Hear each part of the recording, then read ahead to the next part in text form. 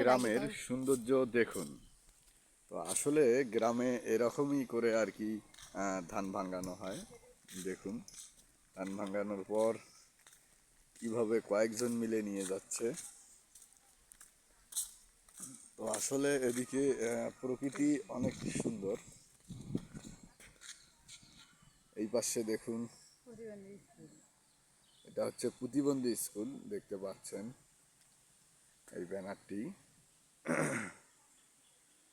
এটা প্রতিবন্ধী স্কুল।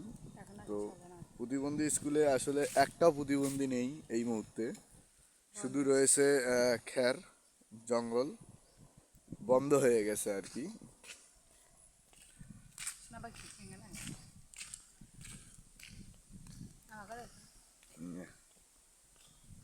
সৌন্দর্যে ভরপুর দেখতে পাচ্ছেন। তারপর এই দেখুন,